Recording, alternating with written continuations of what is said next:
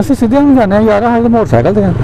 ਬਸ ਸਾਹਿਬ ਇਹੋ ਜਿਹੇ U turn ਇਹੋ ਜਿਹੇ ਹੈ ਬਿਮਾਰ ਦੇ ਰਸਤੇ ਨੂੰ ਟਰਨ ਹੋ ਚਲੇ हैं। जैन साहब जो पैसे नाल लेके आए हो तो फिर ले लो। और साहब बहुत ठंडी हवा आ रही है जी, हम पहुंच चुके हैं हैदराबाद। उन्हें उतारो थले बस साहब, मैं तेन कहा ना आराम नाल मोटरसाइकिल थले क्यों सोचन गया आराम नाल।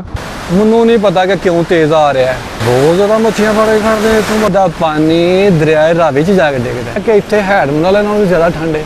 ਇਹਨੂੰ ਇੱਥੇ ਏਸੀ ਵੀ ਨਾਲ ਲਵਾ ਕੇ ਦੇਣ ਤੈਨੂੰ ਹੋਰ ਜ਼ਿਆਦਾ ਠੰਡ ਲੱਗੇ। ਨੂੰ ਹੁਣ ਠੰਡ ਨਹੀਂ ਲੱਗ ਰਹੀ। ਮੈਂ ਨਹਾਉਣਾ 2 बंदे हैं ना,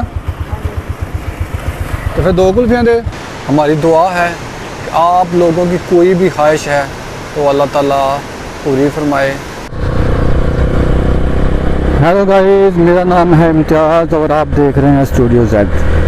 काफ़ी दोस्तों की फरमाइश थी कि हैद बम्बा वाले की वीडियो बनाएं, तो आज हम जा रहे हैं हैड बम्बा वाले की वीडियो बनाने की। हमारी कोशिश है आपको उसकी पूरी हिस्ट्री बताई जाए, उसका पानी कितना कहाँ से आता है, किधर जाता है, पुल कितनी देर हुआ बना हुआ, सब कुछ आप उसकी लोकेशन बताई जाएगी।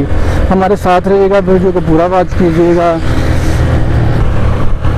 और माथा का केड़ी नहर आ गई है और सारा मौत वाली नहर है देखो।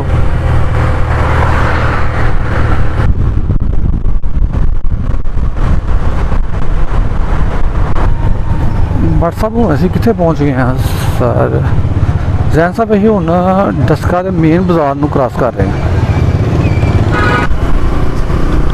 हूँ असी थोड़ी देर बाद टर्न लेना है उधर नूं हैड बम्बा वाली साइड तो। जे तो बंदा सियालकोटों आ रहा है तो उन्हें राइट साइड से टर्न लेना है, जे गुजराले तो आ रहा है तो उन्हें लैफ्ट साइड से टर्न लेना है। बस साहब यहो जे यू टर्न यहो जे सारे मुन्नू भी पता है ये यू टर्न, मैं क्या अगे टुर चलावा।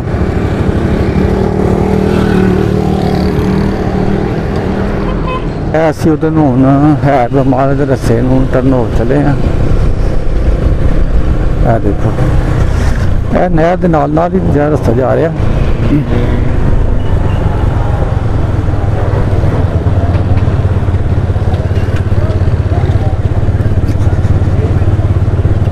भट्ट साहब और भट्ट साहब वो इधर तो फ्रूट ही बड़ा लगा है, तो ले लो कोई छापा च पा लो 2 किलो यार, ठीक है चला जाए। जैन साहब जो पैसे नाल लेके आए हो तो फिर ले लो। भट्ट साहब बहुत ठंडी हवा आ रही है और सारा हले तो बड़ी दूर है, तेन पहले ही ठंडिया हवावान ला पी ने जी। हम पहुंच चुके हैं हैड बम्बा वाली। तो आप हमारी कोशिश है कि आपको सब कुछ बताया जाए। हमारे साथ हैं जैन, ये भी आपको बताएंगे। ये देखें हैड बम्बा वाली।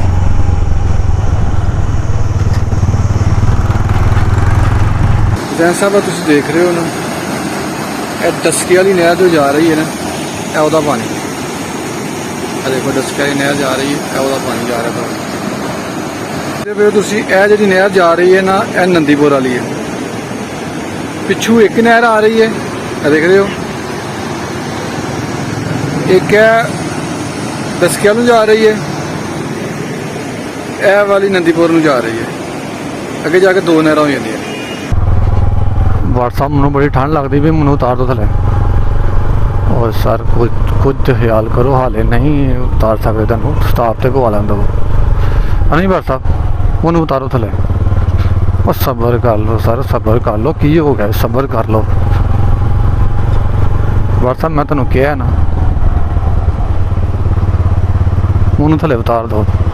हेलो सर, उतरो तुम थले।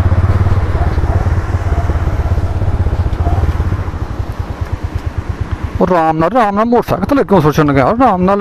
की हो गया इन्नी काली तेनों किसे क्या है। भट्ट साहब केड़ा पानी जो आ रहा जे सब पुल जा तुम देखा ना, उ पानी आ रहा नंदीपुर नहर वाला। भट्ट साहब पानी इन्ना तेज़ क्यों आ रहा है, मैनू नहीं पता कि क्यों तेज़ आ रहा है। तुम पुछ के करना की है। भट्ट साहब सुनिया कि इतों लोग मच्छियां बड़ियां फड़ के खड़ते हैं, बहुत ज़्यादा मच्छियां फड़ के खड़ते हैं इतों। भट्ट साहब सर मैं तो अज तक नहीं सुनिया कि इन्हें मच्छियां फड़ के खड़ियां हो। तुम एवं ही हवा में तीर चलाई जा रहे हो। बस अब नहर वैसे जाती कितने, पानी कितने जाके डिग रहा है फाइनली।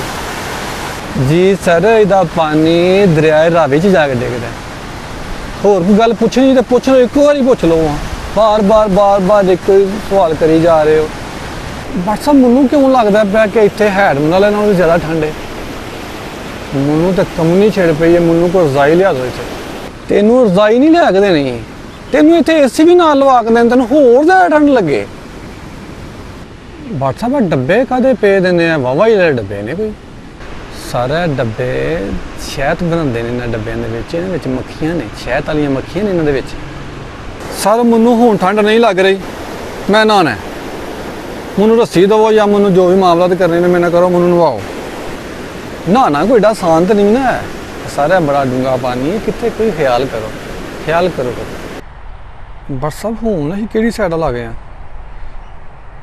ਸਰ ਹੁਣ ਅਸੀਂ ਸਾਈਡ ਲਾ ਗਏ ਆ ਜਿਹੜੀ ਜਿੱਧਰੋਂ ਪਾਣੀ ਆ ਰਿਹਾ ਹੈਡ ਮਰਾਲੇ ਵੱਲੋਂ ਉਸ ਸਾਈਡ ਵੱਲ ਹੁਣ ਅਸੀਂ ਖੜੇ ਆ ਇਹ ਪਾਣੀ ਦਾਖਲ ਹੋ ਰਿਹਾ ਵੇ ਹੈਡ ਬੰਬ ਵਾਲੇ 'ਚ ਠੀਕ ਹੈ ਸਾਹਮਣੇ ਪੁਲ ਤਾਂ ਨਜ਼ਰ ਆ ਰਿਹਾ ਜੈਨ ਸਾਹਿਬ ਵੇਖਿਆ ਜੀ ਰਾਤੀ ਜਿਹੜੀ ਬਾਰਿਸ਼ ਆਈ ਨਾ ਉਹਨੇ ਸਾਰਾ ਮਾਹੌਲ ਬਣਾਇਆ ਜੀ